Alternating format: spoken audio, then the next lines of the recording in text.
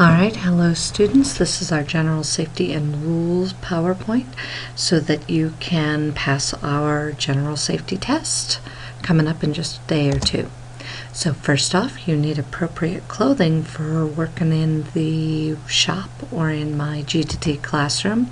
That means no open-toed shoes, mostly because equipment and tools can fall on your foot. A shoe isn't a ton of protection if you drop a 50-pound box of robotic equipment on it, but it's something and it might keep your foot from breaking. So you also need to be aware of where your sleeves are. If you're wearing a big heavy sweatshirt, make sure the sleeves are out of the way of the projects and the equipment. Otherwise you could get hurt or you could break something. Don't let your hair fall into the projects or over the equipment. Again, long hair should just be pulled back a little bit to keep it out of the way of the equipment. So, things you need to bring to class. You're going to need your notebook. Now, mind you, I give you the notebook and it stays here, so it shouldn't be a problem to have that every day. You will need something to write with every single day because we will write something down every day. You're also going to need some notebook paper or something to write on every single day. And you need your agenda if you ever plan on leaving my class at all, because that's where all your hall passes are. And I know some teachers don't use the hall passes in the agenda, but I do. In short, you have to have your paper, pencil, agenda every single day. So, things to leave in your locker and not bring to class. That would be food, toys, makeup, combs, any other personal items, toys, anything that's going to cause any kind of a problem in class. I will take it away from you. You may get it back at the end of the day, or you may not, depending on what it is. Phones are not supposed to be in class at all. Now, I kind of turned a blind eye to phones as long as they're not a problem in my class, then you and I don't have a problem with the phone. Now, if anything you have is disrupting class, put it away or don't bring it at all. Horseplay. This is a big one. We do not do it. Safety is priority one. If you're horsing around, you are not being safe in my class. If you mess around or engage in horseplay once, you're going to get a warning. Twice, you're going to be done for the day, and I end up calling your parents and warning them that next time you're going to be placed on probation, and we've all talked about what that means. If you do it again the next day or repeatedly, you're going to be removed from class. By horsing around, you are a danger to yourself and other students, and to the equipment itself. So do not do it.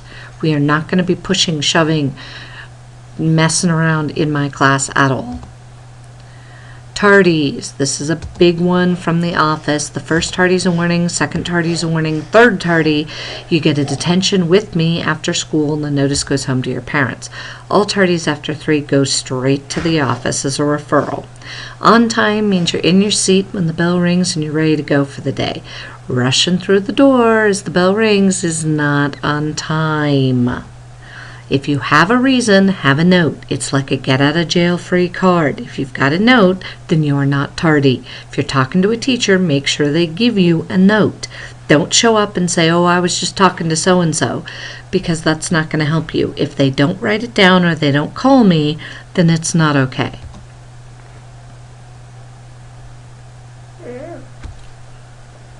Room considerations. Don't mess with equipment if it's out. I have lots of different projects going on at the same time. If stuff's out, that does not mean you get to touch it. You only get to use things when I tell you to. So if it's not for your class, you don't know what it is, or it's just sitting there, don't touch it. It's not yours. Leave the room and the shop in better shape than you found them, which means no one leaves until everything gets cleaned up and put away. And I do mean everyone.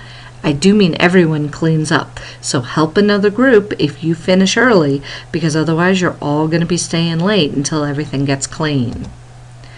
Finally, you break it, you buy it, especially if you were horsing around or messing around and not following directions when you broke it. You will definitely pay for it.